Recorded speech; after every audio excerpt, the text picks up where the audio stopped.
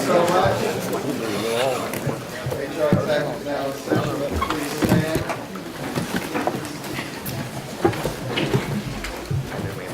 Let us pray. Father God, I realize we are here today as a group who are on the road to destiny. Create us with the capacity to learn, to ingest, digest, and appropriate the information. You have given us the resources to finish what we began to build roads. Thank you, Lord, for the opportunity and the vision that we are now realizing. Help us to come together and accomplish our goals.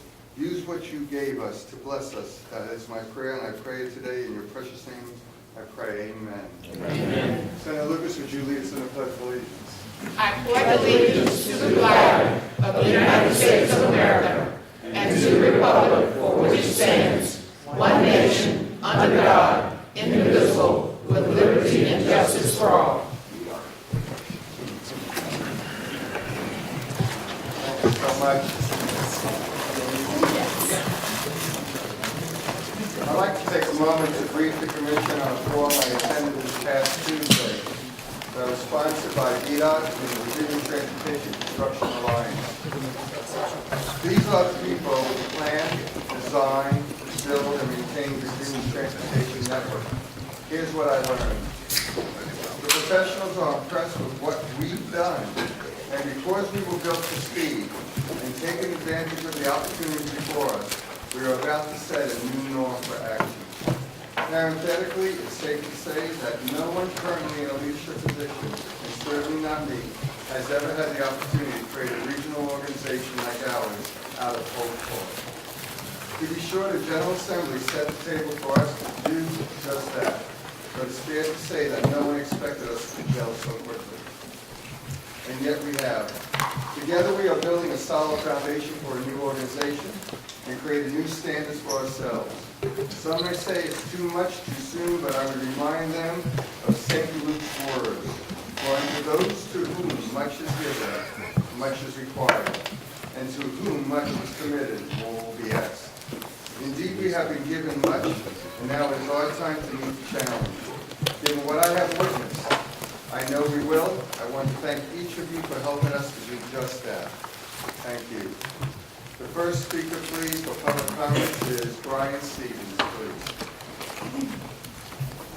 Thank you, Mr. Chairman. My name is Brian Stevens, and I am the President and CEO of the Hampton Roads Chamber of Commerce, and I'm here today on behalf of the over 2,000 members of the Hampton Roads Chamber of Commerce to voice support for this commission and to encourage this commission to continue to work to find transportation solutions in the Hampton Roads area. I say this because transportation, as you well know, is probably the biggest issue we face from an economic prosperity perspective. We are aware, our membership is aware of the 9 projects you're working on and express support for these 9 projects. But specifically today, I've been asked to come before this commission and express support and submit a letter to you, Mr. Chairman, in support of the Patriots Crossing, and I'd like to read it in part. On behalf of the members of the Hampton Roads Chamber of Commerce, please allow me to communicate our formal endorsement of the Patriots Crossing project. Transportation has and continues to be one of the Hampton Roads Chamber of Commerce top public policy priorities, and the development of a 3rd crossing is a long overdue necessity for our region's business community and the quality of life of our residents. It goes on to state some reasons why we believe that the Patriots Crossing is important from an economic development and prosperity perspective, and it concludes by saying Patriots Crossing is not a new idea, but it's well past its time to make it a reality. The Hampton Roads Chamber of Commerce and its members are clearly behind the project. So, Mr. Chair, I'd like to present this letter to you and this commission, and again, express support of this commission and ask them to continue to work with the other transportation organizations like the Chamber is within Hampton Roads to facilitate an efficient and an effective transportation system.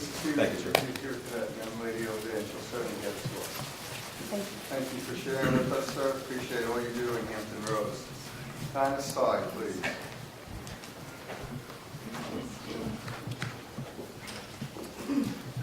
Good afternoon.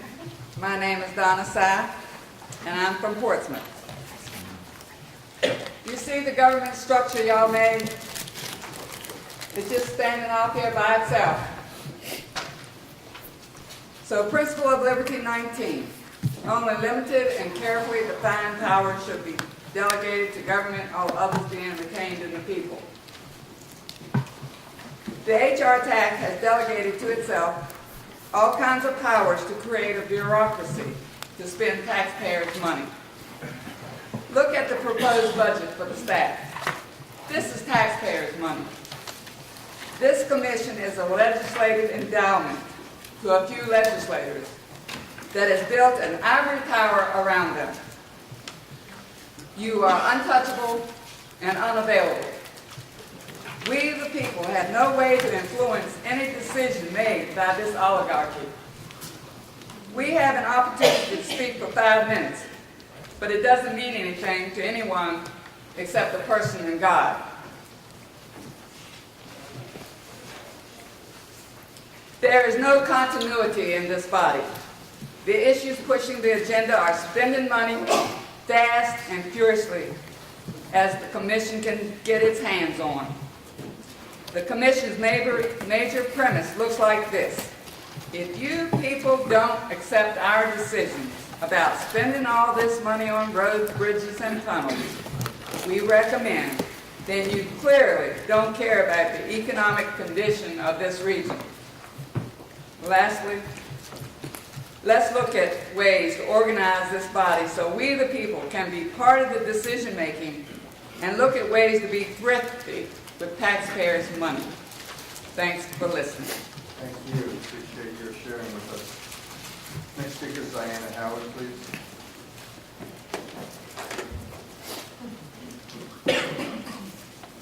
Good afternoon. Hi, how you doing? Excellent. I said most of this at the last meeting, but some of you weren't here, so I'll say it again. Last year, we supported the increase in the sales tax to fund the transportation because for far too long, those of us who drive vehicles have been subsidizing those that ride. So it was about time that all of us paid for roads, bridges, and tunnels because they benefit all of us. We were not happy with the extra tax, though, that was placed on Hampton roads. But we knew that we had problems here and that the state was not funding them, and we needed to get those problems taken care of. And we were assured by the General Assembly and that those money would be used for roads, bridges, and tunnels. Delegate Chris Jones had put an amendment in to make sure that Hampton Roads Transportation Fund did not go to transit. So I'm not for the legislative agenda in TPO to put transit in there for those funds. I'm also not for the chief executive officer being able to elect somebody to replace him on this board, since they all lobbied to have this legislation and get a hold of that fund. So anything that makes it harder for you to all get together and spend is good with me. So. The other thing is that you want to put in there for the administrative fees to come out of the Hampton Road Transportation Fund, and I would agree with that, but I would like that to be limited, you know, not an unlimited, let's grow government as big as we can get it. You know, right now you've got, you know, a budget for a small amount, but maybe you can like put some sort of limit on there, like a percentage of the funds or something like that can only go toward administrative funds, because we really do need it for roads, bridges, and tunnels. Right? We only have a limited amount of money, and most of that is going to be leveraged with debt. So, and there's a lot of things that need to be done that are not on that 9-project list, like the Hampton Roads Bridge Tunnel. Now, Mayor Krasnoff recently spoke in front of, I think it was the Commonwealth Transportation Board, and said our goal is simple: to use transportation to create new opportunities that will quickly bring meaningful growth and prosperity to our corner of Virginia. I thought the goal was to relieve congestion, right? Not to create economic growth. But to get economic growth, you have to relieve the congestion first, okay? So let's take care of that. 64 is getting widened, yet we still have this bottleneck at the HRBT. We're going to go, right now we go from 4 lanes to 2. we're gonna go from 8 lanes down to 4 lanes. We have a bottleneck there. No amount of signage and lighting is gonna correct that bottleneck. I mean, that stuff will be great during non-peak traveling time, but during peak traveling time, those signs and everything are not gonna make any difference because you're just standing still in traffic, right? So how long is it gonna be before we do that? Building a third crossing is not going to do anything for the congestion on the Hampton Roads Bridge Tunnel. Your studies showed that already. That's gonna be congested for years. It's congested now. It's an F rating. That's considered unacceptable congestion. The Patriot Crossing, that environmental study thing there, that's gonna take 3 years. So when are we gonna get to the Hampton Roads Bridge Tunnel? 40 years from now? 20 years from now? What is that gonna do to our region? Thank you. Thank you for your time. Marcia Hildick, Yachowski, please. Good afternoon, Good Mr. Chair, afternoon, sir. honorable members of the commission, and fellow citizens. I was quite surprised when Secretary Lane offered to act as the interim executive director of this organization. That said one of two things to me. Either Secretary Lane doesn't have enough to do in Richmond, or that the job that you are trying to fill with your talent search isn't that big a job, and so he could do it after hours and on weekends. I think that should be cause for reflection by members of this body as to what is it you really contemplate for that particular position.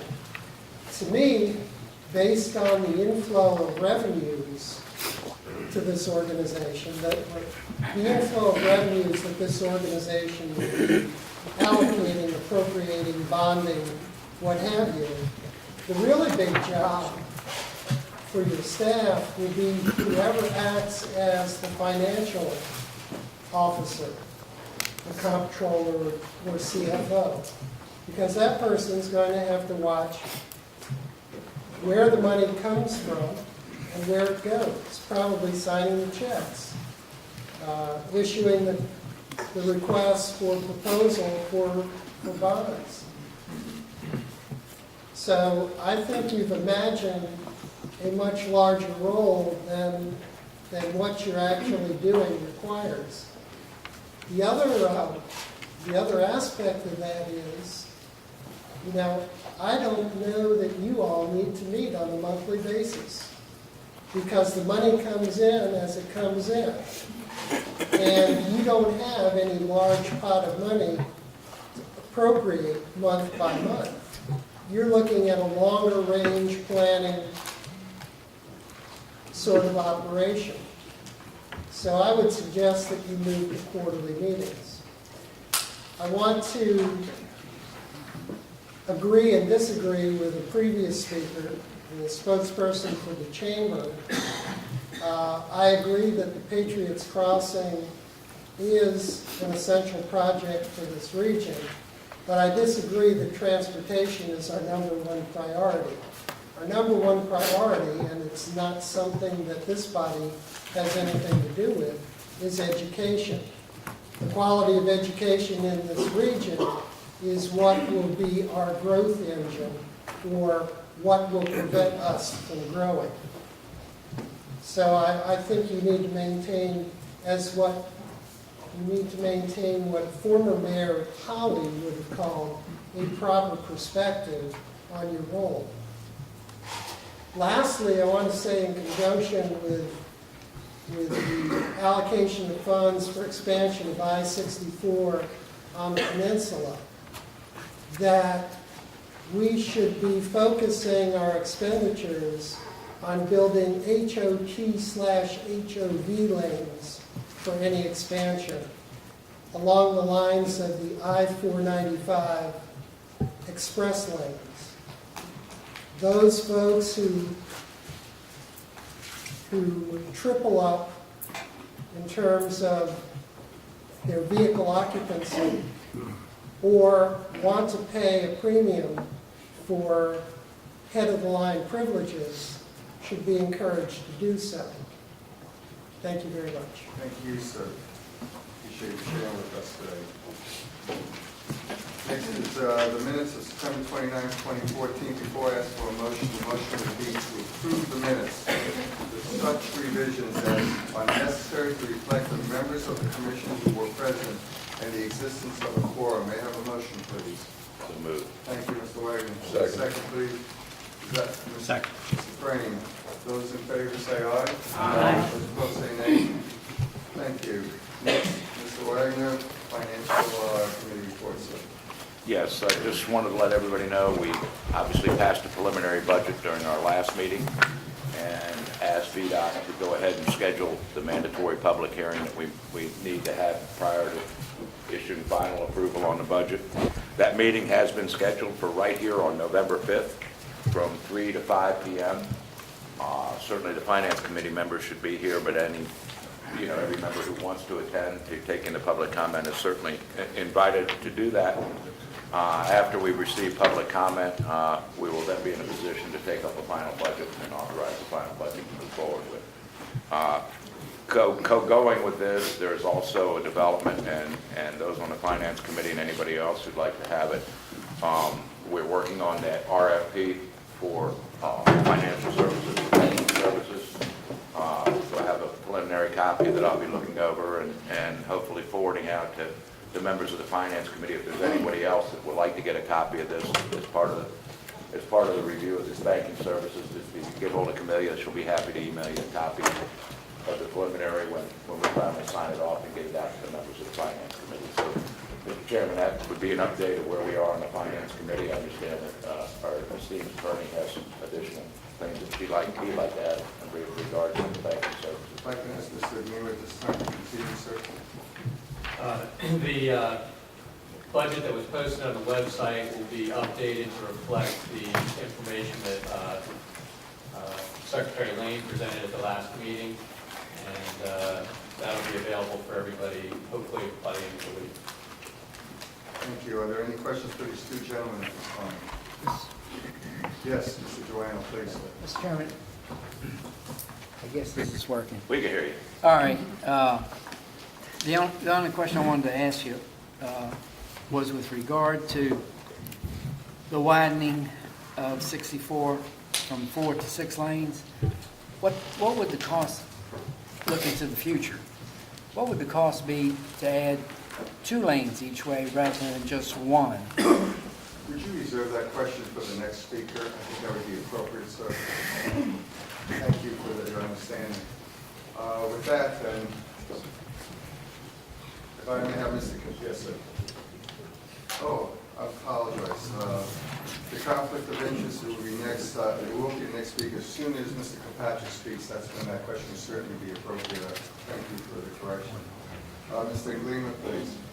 So I wanted to just update everybody. We've looked at the Virginia State and Local Conflicts of Interest Act, and as you know, the law prohibits a number of different types of things. Notably, in this type of situation, first, contracts that are prohibited because of personal interest, and then secondly, participation in approving a transaction that is prohibited because of personal interest. In order to analyze the personal interest at play, we've solicited information from the commission members about their relationships with financial institutions. We expect that by the end of the week we'll have heard from everyone. We also modified the RFP to require each bidder to disclose any relationship that it knows it has with a commission member. We also worked with Senator Wagner to solicit an Attorney General opinion on some legal issues. There are 2 primary legal issues that spurred our request for the Attorney General opinion. We believe that with one potential bidder, certain members would have to recuse themselves from participating in the evaluation of the bid at the Finance Committee level, and if that bidder ended up being recommended to the full commission, from the commission vote as well. In that case, we seek clarity regarding which of the remaining non-conflicted members must vote affirmatively to approve the contract with the selected bidder. As you know, the Hrtac enabling legislation has specific voting requirements regarding the number of members that must vote and the percentage of the population that must be represented. The other issue relates to whether commission members with personal interest in a financial institution can participate in vetting the bidders and approving the contract, even if the financial institution with which they have a financial interest does not bid. We believe the answer is yes. These members can still participate in both, but feel it is prudent and advisable to obtain the Attorney General's opinion on this as well. This is just an overview. After the Attorney General responds, we'll provide further guidance regarding the procedures that should be used at the committee and commission level. Thank you. Is there anyone who has questions for the council? Mrs. Joanna? Just very roughly, how about if there's an appearance of a conflict? If a commission member wanted to recuse themselves because they were concerned about an appearance of conflict, they certainly could do that. But that's one of the reasons why we're seeking the Attorney General vote on, Attorney General opinion on what that does to the voting requirement. Mr. Chairman, if I might add, the problem we have is reaching that two-thirds threshold, two-thirds population, two-thirds of the members that are voting members, getting to that threshold. If people are conflicted out, and we can't even get to the two-thirds number, even if we're unanimous in agreement, simply because those are conflicted out. So, in the abundance of caution, and Tom and I talked about this, I became very concerned when I looked at the initial thing and knowing some of the relationships that some of the folks have with banks, whether or not we get to that two-thirds, and obviously, the need to capture that money and stop paying Treasury's tribute, if you will, at the state level and get the money down here and in our hands, in my mind, was important. So in the abundance of caution, given the current atmosphere in politics right now, we just felt getting an Attorney General's opinion would provide us that certainty in whether or not to proceed ahead. Mr. Joanna? I see the 2 points, but I'm still on the first point with regard.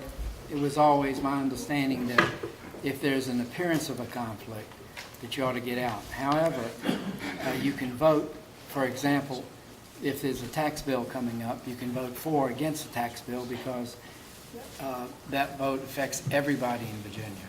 So it depends on whether, and I'm asking council this, it depends on whether your vote is geared directly to the benefit of one person from you because of your alleged connection with that person. Or is it an issue where if you vote on it and it affects everybody, not only one person? And that's basically what I was asking last meeting. If you have an appearance of a conflict, it's my understanding that you ought to stay out of it. If it is not an appearance of a conflict, and if it's a matter that would affect everybody, your vote would affect everybody in Virginia or all of Hampton Roads, that it's okay. So that's what I was asking, basically. Well, I think What the law is. partner here with me as well, who's looked at the law more closely, but I believe you may be speaking to the General Assembly Conflicts Act as opposed to the State and Local Conflicts of Interest Act that would apply in this particular circumstance. And the rules that apply are pretty specific about in what circumstances you must disqualify yourself. An appearance is not one of the enumerated things because there are other specific criteria such as if you are receiving more than $5,000 a year from one of the financial institutions. So that's why we've solicited information from the commission members so we can apply the facts that we receive to the actual law. And that's why we'll give you a very specific response when we get that. All right. Secondly, if I may, the point that was brought up by Frank, Senator, would a disqualification then apply to the number, or would it not? In other words, what I'm saying is, let's assume you got 5 members that are disqualified from voting. Would you still have the same rule that they would not be considered as part of your voting block? Well, we know what the enabling legislation says about two-thirds, two-thirds, two-thirds.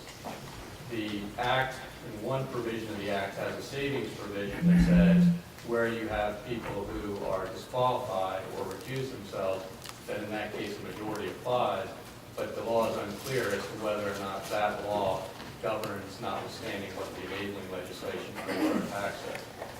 That's why we're seeking attorney general opinion. No further questions, thank you. Thank you all. Yes, Mr. Wright. Question, the senator mentioned something about most of us have a conflict. Has he got information that the rest of us are not aware of? Because I haven't seen anything There are that, those, if I may, it's up to you, sir. Well, I'm not sure I said most of us have a conflict. I said there may be some clear conflicts. And what we want to do is be an abundance of caution that we're right on that. That's why Tom sent out questionnaires for everybody, what's your nature of relationship with banks and that type of thing. And he also has the conflict of interest law, and I think they're going to balance the two together, and I would suspect that he would tell individuals personally and probably let the committee as a whole know that here's the status, here's where you're at, and here's our opinion. And I think, you know. so you don't know for certain, you was just I don't assuming? know for certain because Okay. I don't know what relationships everybody has. I mean, I know. So we've gone to the Attorney General and not certain as to whether or not we have a Well, problem? We know in the case of at least 2 commission members that they would have a conflict that would require them to disqualify themselves. Okay. And in that particular case, I know that the 2/3 voting requirement is met. Okay, that's what I was asking. Thank you. Thank you for the clarification. Thank you all. Mr. Chairman, Yes, sir, please. Senator Wright mentioned something that may be an answer to this, but something you ought to see if you can consider and get addressed. He talked about the cost of collection and husbanding or maintenance or holding the funds that are collected while our local tax by the state agency that's doing that. And the question was, the question for me is, can we get some conversation going with them to see if we can get that modified and changed in terms of reduced? I would try to, George, but I will say this, that it's codified. It is law that their percentage and what they take for the holding our money is set in statute. So you know, they'd be in violation of statute if we tried to cut a deal. And given the tough budgetary times in Richmond, I doubt they're in a mood to Didn't know if we had options. no, we don't. Thanks. Thank you. Thank you, each and every one of us. Next is a status report on the Hrtac priority project for Mr. Kilpatrick. I want to thank, first of all, Mr. McKinley Price and Chairman Johnson for the leadership and the TPO membership. What we did today allowed these projects to be placed in the 6-year improvement plan for CPD. That is a major step. We've already done the long-range plan, and now we're requesting it to be put in the 6-year plan, which means the next person here will be Charlie Kilpatrick, who will tell us exactly. Go ahead, sir. All right, well, thank you. What I have today is a brief presentation based on the presentation Secretary Lane made at our last meeting, outlining I'll call it a funding and delivery plan for a number of projects. And those projects are listed here. Again, the 3 segments of 64 widening on the peninsula, the interchange at Fort Eustis, improvements there, improvements at the 264 interchange in, I guess it's in Norfolk, Virginia Beach. The south side widening high-rise bridge, that's the completion of the environmental document and the engineering. And then the Hampton Roads third crossing, which we show as 2 components. One is what's been known as Patriots Crossing, and the other component being the 64 widening through Bowers Hill. Joanna, you had asked the question about the 64 widening, and I assume you meant on segments 1, 2, and 3. I'd have to get back with our staff at the district to give you sort of a sense on order of magnitude cost. The challenge with, we can add a single lane in both directions of the shoulder, largely on the median side.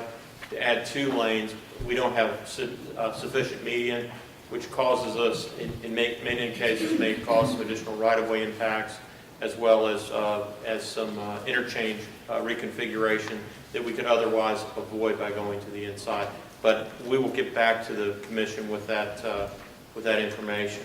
But again, when we talked early, it would be a significant increase in cost. We are looking to build. We're working towards a full shoulder on the project also. and that will help with breakdowns and some other things. So I'll go through each of the projects. And again, the project schedule, and it's really in broad terms at this point because in most of these we're pretty early on, except for a couple of projects. It was largely driven by the availability of funds both in the current 6-year plan and the funds that were outlined in the presentation last month by Secretary Lane. So again, Section 1, or Segment 1, is a project that is currently in procurement. We've shortlisted the 3 firms, design-build firms, that are working that.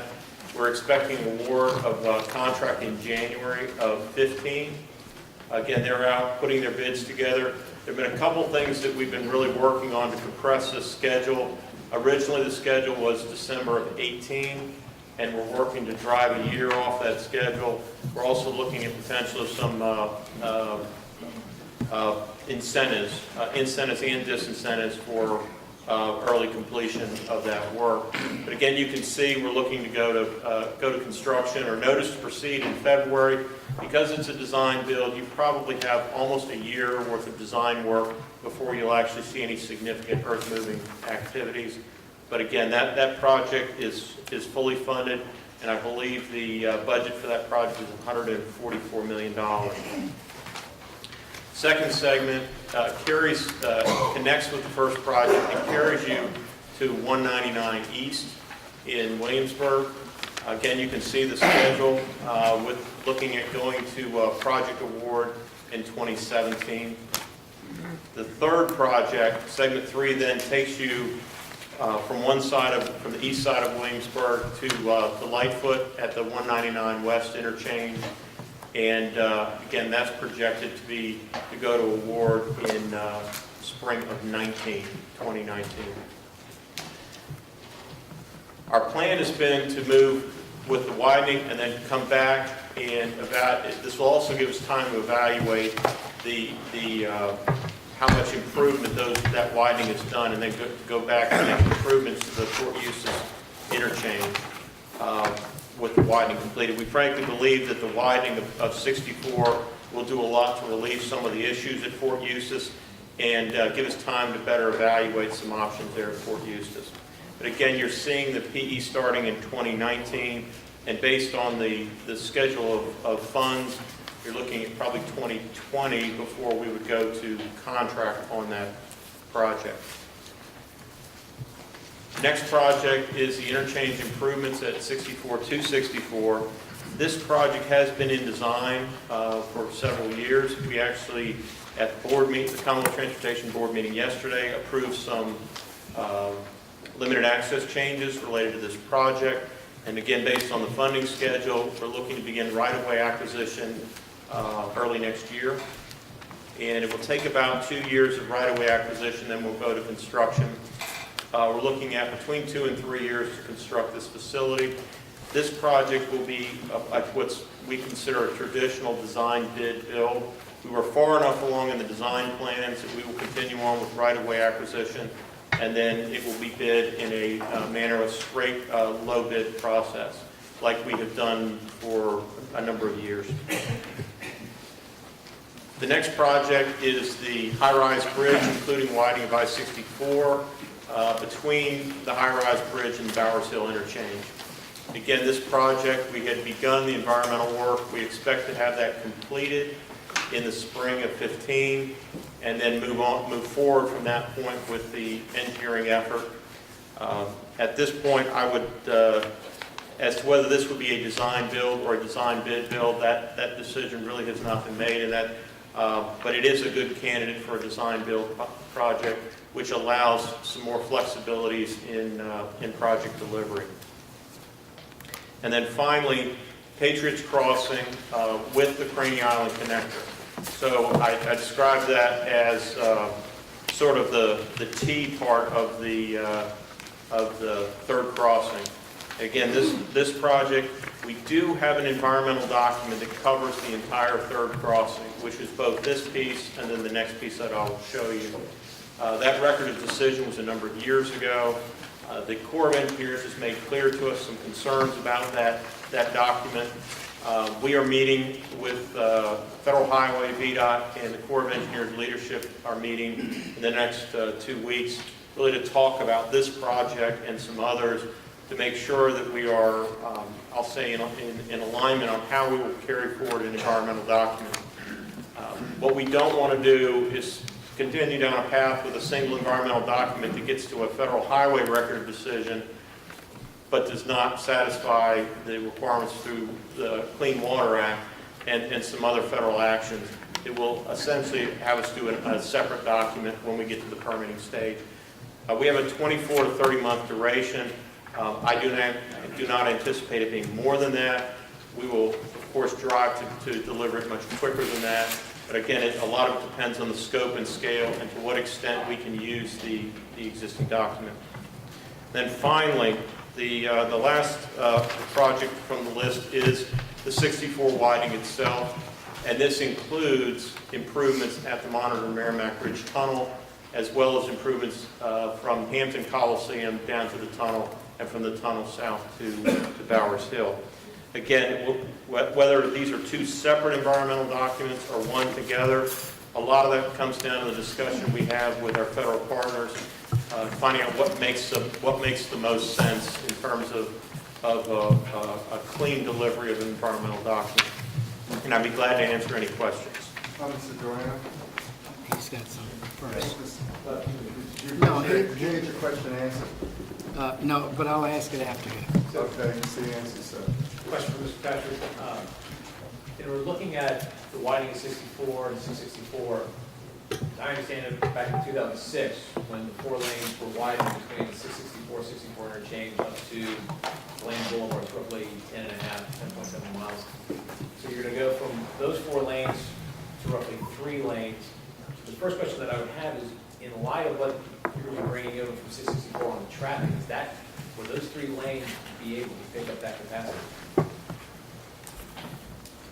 The environmental document for 64, which begins at the HRBT and goes all the way to downtown Richmond, and that we have that final environmental document is complete. It actually contemplates 8-lane facility for some distance out of Hampton Roads. I think it goes to somewhere around 199 east, drops to 3 lanes, stays at 3 lanes till you get to somewhere around Bottoms Bridge near the truck scales on 64 and widens out again. That is sort of the ultimate configuration of 64, and then includes widening all the way in across Shockoe Valley to tie into 95 in downtown Richmond. So that's the ultimate footprint. I think the challenge at this point is we're trying to deliver what is affordable and what's affordable within our means. Ultimately, is the potential need for the 4th lane on 64 at least to Lightfoot, probably so. What's being proposed here and what's being the proposed funding will provide significant improvements over the on near term, which could be 10 to 15 years or even more. One follow-up question, Mr. Chairman. Yes, please. The follow-up question would be, as far as the choke point now that you see at Jefferson Avenue and 64, that goes from those 4 to the 2 lanes, you'll have the 3rd lane, that'll lighten up some of that choke point, but will you still have that problem if you're moving up into the Fort Eustis Boulevard interchange, they have that tight turn. So is it an issue if you look at it from those 4 lanes, difficulties in the engineering to do that, or you not have a land, or would that be able to alleviate some of the choke point now? To carry the 4 lanes, out to Fort Eustis, again, the challenge is that it all won't fit within the existing road prism, at least from the outside shoulders. When we get to Fort Eustis, to the interchange there, part of what we're looking at, and Jim, correct me if I'm wrong, we do have some minor ramp improvements at Fort Eustis. So we are doing some things with the interchange with this initial project to improve the exit flow, especially in I guess it's in the westbound direction, where there's problems. But I think that, so the answer to the question is, are you still going to have this funneling effect at Fort Eustis? And the short answer is temporarily, yes, you will, until we grab the next project and the next project. And that really is the effort to continue to walk our way to the west and make those improvements. generally speaking, and I know you all drive this stretch of interstate quite a bit, once you get beyond Lightfoot, most times, traffic tends to, I'll call it even out, except in holidays and some peak summer travel where it remains congested. Thank you. Is there any questions? Mr. Troiano, please. I'd like to go back to the beginning. Some years ago, we had a small bridge in Portsmouth built, and I'm going back a few years. It was about 100 foot long, and it took them about 4 years to build it, 4.5. And so I contacted the highway department on several occasions, and they said, well, they had a contract, and they can do it in 365 days. And the problem was, the contract just said 365 days, but didn't say what year. And so they wound up firing the guy that was doing the job. Then they hired him back as the manager for the job. And it took another year for it to be completed. And I'm telling you, we're talking a distance probably from the seats back here to where you are, long. Have you changed your contracts any to have a definite date? Yes. And do you have a penalty if they don't build it within that time? Yes.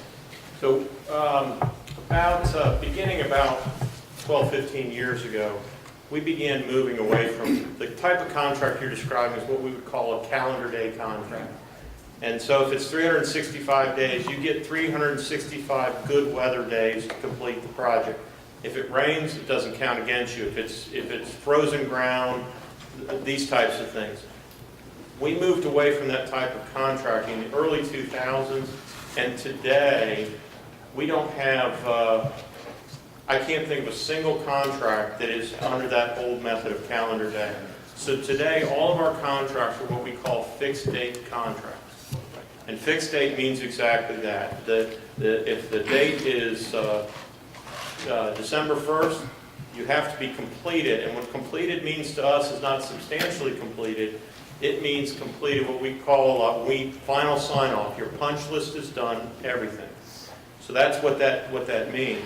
And if you don't complete it by that date, then liquidated damages are assessed beginning that date. And liquidated damages depend on the size of the contract. Now, many contracts, and I made the comment at the beginning about incentives and disincentives. And one of the things that, from my perspective and the chief engineers, is that incentivizing contractors to get in and get out is good for business. It's good for all of us. So we are moving more and more of our contracts to encouraging getting in and out quickly, using their full resources to move through the project. So this would be a project, again, that would have a fixed completion date.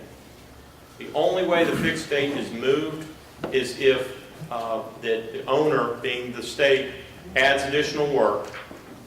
And so if we add work to a contract, you either, one of two things, you have to pay for them to go faster, or you allow them extra time. The other is in extreme weather conditions, and when I mean extreme, we have a very high bar for allowing someone to extend a fixed date contract due to weather. So those are really the only ways that a contract would be extended. And Delegate Joanno, I'm very familiar with the types of, I have no idea which bridge it was, but it happened all over, that's the way it used to be. And you would see projects with only a few folks working on them, and they were, it just went on and on and on, and we just don't build projects that way anymore. Thank you. And with regard to adding things, it's just like construction. You're building a house. I know that when my wife and I built our home, that we went over those plans 3-4 times to make sure that we didn't have any additions. You want the bathroom this way? Fine. It's this way. We're not going to change it. You sure now? Fine. I imagine y'all do the same thing when you do your contracts. At least I would hope so. Is that true? One of the advantages to the design-build method is that the designer and the contractor together deliver the plan set. So there's less ambiguity where the contractor says, well, wait a minute, the design does or doesn't say what you said it is. The designer's working for the contractor. Now, we approve the design, we, the state. They provide the design and we approve it. But once that's approved, the risk transfer then, the construction risk, goes to the contract team. When I say contract team, it's the engineer and the contractor together. They carry the risk. They've given us a firm fixed price contract. So the only time would be as we get into a project, we say, wow, we need to add 1,000 feet to the end here for some reason, or we need to extend this ramp. It was not part of the original scope. Then they would expect compensation. But beyond that, the opportunities for a contractor to receive additional compensation are extremely limited on a design-build contract. Further question, then I assume you wouldn't have a problem like you did on 64 where the bridge was built too low and the tractor trailers couldn't go through? I'm not familiar with that. Oh, okay. Any questions, sir? Mr. Wagner, did you have any questions? Yeah, just a couple. Oh, Please, go ahead, sir. What I was thinking of was the widening of these sections, and we're taking it and is it one whole thing, or is widening 64 a piece here, a piece there, and another piece there? They would be 3 separate contracts. All of those contracts over 100,000, 100 million? I'm not sure of the first one. The total value of the total budget is $144 million. I believe that the construction value on that project is slightly above $100 million. Jim's nodding his head, and I think phases 2 and 3 are also over $100 million. Yes, sir. The reason I asked that question is because we have that in our, I don't know what you call them, bylaws, whatever it is. It says we can't build anything less than 100,000. But I do see some stuff on 100 million, I'm sorry. Oh, I apologize, I've just been corrected. This question you asked, I'll allow the attorney to I respond. think you were referring to the criteria that the TPO used for its ranking. So we don't have that That's not part criteria? of the Hrtac enabling legislation or bylaw. Okay, so that means that we'd be able to build a project that's under 100 million? Theoretically, but the Hrtac enabling legislation requires you to prioritize those projects that provide the greatest congestion relief. Congestion relief. And that would Another be, question. go ahead. If I could Yeah, refer, I got I- Mr. Jones and Mr. Wagner. Mr. Jones? Just to follow up with Delegate Yancey's question, if Charlie, if you could, I know I met with Jim this morning, and, I drive that probably 2 or 3 times a week, unfortunately now, and, to get from Bland Boulevard, choke point is almost always to Fort Eustis. Yes. I know that when Jim and I met this morning, he talked about the shoulder maybe being available to have an extended deceleration lane going into Fort Eustis. So my question to you is, are we going to look to see if we can do that in segment 1? And number 2, if we're not, then what percentage of going to 8 lanes is going to be impeded with not enough right-of-way? Don't need to give me the answer today. I just think that'd be important for us to know, because that tends to be the majority of the choke point going west, north, northwest in the morning, getting to Fort Eustis, if you don't mind. Absolutely. I'll go follow up on that. Mr. Wagner, please. I just have a couple of questions for Charlie, but one for Delegate Joanna first. Mr. Joanna? I'm Yeah, ready. the question I have is contemplating a major house renovation myself. You said you and your wife agreed on everything. And there were no changes. We had no changes. Were there We any had changes? none. You had none. None. Anyway, Charlie, if you can There, Senator. Because I agree with everything she wanted. I have 2 questions. One, you mentioned that in the SEIS for the Patriots Crossing Slant Third Crossing, that the Corps had raised issues they had not raised in the initial approval project. Can you give me an idea of some of those issues that the Corps has raised that may cause problems? Senator, if I try to, it'll be from memory, and I'll probably butcher them. The most recent correspondence we received from the Corps was during the reevaluation of the environmental document. The environmental document, we use the term, it gets stale after a certain number of years, and the correspondence was during that time frame, I think about 2 years ago. I honestly don't remember the details of their concern. But one of the things that, and I made the briefing to the CTV yesterday about really looking hard at what we would consider high risk or high value projects.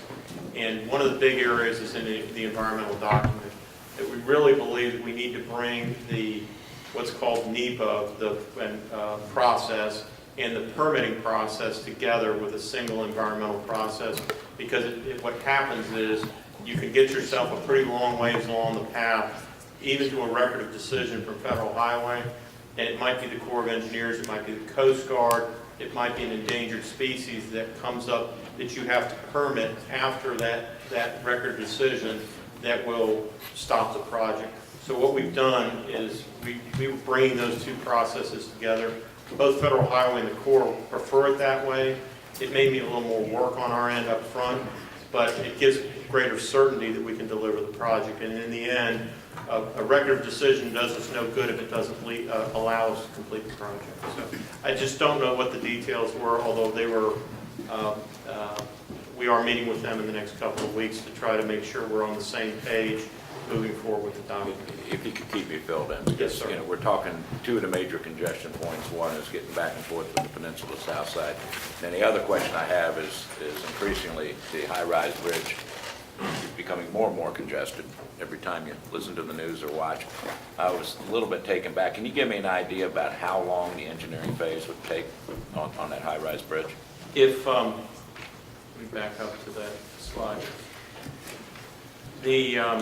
If it was done as a design build, again, assuming that the flow of funding was available and it was done as a design build, you probably would, some limited amount of in-house engineering work would occur, and then we would go out to solicitation. And when I say limited amount of engineering and preparation, maybe 12 months worth of work to get sufficient engineering that we would be able to put out procurement. And then the engineering, the final engineering would be incorporated into a construction project. I really haven't thought through kind of an estimated amount of time it would take you to deliver a project like that, but probably in the scale of, especially because of the bridge, you're probably 4 years, maybe a little bit longer, because of the condition of having to build the bridge and maintenance traffic there with the existing facility. And help me out, I just have one question, because 460 kind of rings in my mind right now. You put out a design-build contract, do you put that out, and I guess the question is, do you put that out after you receive all the permits from all the agencies that are required, whether it affects, you know, impacts wetlands or Coast Guard purview or Corps purview or highway purview? Do you put out the design-build after receive the permits, and if so, how does someone design something that may or may not change the way the permits were issued? And that's why I think it's important to bring, as I mentioned, these two environmental processes together. What you're doing is you're bringing the federal highway record of decision, the decision on what facility to build, along with the permittable at least decision. You bring those things together. So in a design bid build, you would obtain all of your permits. We would do 100% design, and we would get the right of way and obtain all the permits before we awarded a contract. In a design build, what we would look for is two things: that to ensure that the project was permittable, that we had that through the environmental process that we were in alignment with the federal agencies, that what we were proposing was permittable, whether it was a clean water impact, or in the case of a bridge, it's a Coast Guard impact is another impact that we have. We want to make sure that the type of facility we're going to build is going to be permittable by the Coast Guard. So that's what, but the permits in hand, the other piece of this would be to limit the amount of engineering work and outlay of public funds until those permits were in hand. That's another critical piece of this, and frankly, lesson learned, that you got to limit the amount of money that you're going. It does require some money to go through the permit process, but really, if you award a design-build contract, to limit the amount of money that you're going to lay out during that period of time until it's permittable, and have clear language if for some reason you cannot obtain the permit. But again, that's why I went back to on these third crossing projects, making sure that we're in alignment with both Federal Highway and the Corps of Engineers. So what you're suggesting is the design build contract would be designed to this point, give me a price for that, and permits are obtained. If permits are obtained, then we'll proceed ahead with the rest of the contract. Yeah, that's essentially how it works. What you do is you give what we call limited notice to proceed, to limit the amount of work that's allowed until all federal approvals are in hand. I use the word permit, but sometimes it's something other than a permit from the federal government. Thank you. Is there any further questions for Mr. Kilpatrick? Yes. Yes, Mr. Wright, sir. Charlie, the I-64, 264 interchange improvement, we saying here this is gonna take 5 years to complete this? Mayor, right, let me get to that page, okay. At this point, we have not begun the right-of-way acquisition. And when we say right-of-way, we mean right-of-way acquisition and movement of all utilities other than in-plan utilities like sewer and water. We would typically do within the project, but fiber, gas, cable, power, all of that would be done in this 2-year right-of-way process. And then it's about a 3-year construction. Maybe a little better than that. We have not gotten to that level of detail. Back to this discussion, one of the things we're really pushing our folks throughout the state is trying to limit the amount of time we're in the road, especially in an area like this. And again, back to my earlier comment about incentivizing contractors to get out. So 3 years would be sort of the bookends, and we would look to be able to deliver the actual construction in less than that. We've proven to be able to do that on some pretty extensive projects in Virginia. The express lanes in Northern Virginia are a great example that they really built those 20-some miles, 26 miles, I think, in about 2 years. I was just looking, if that's worst case, I'm just thinking of the disruption, already the backup you have there, and how much disruption is gonna be there, and how long, if it's gonna be 3 years worth of. Well, that's the other challenge. You're trying to find ways of delivering this without making conditions worse in the interim. And that's a real challenge. You have to start putting up barrier wall and things like that to do the work. Thank you, Mr. Chairman. Any other questions for Mr. Patrick? Mr. Patrick, I thank you, but I want to ask you one question. It's important, and it's not related specifically to this. It's for your information, all of our information. The HRTF, the Hampton Transportation Fund Monthly Financial Report, it's really important that we must have it on a timely basis, and we did not receive it. Okay, you're talking about the report that comes regarding the balance of your in your account?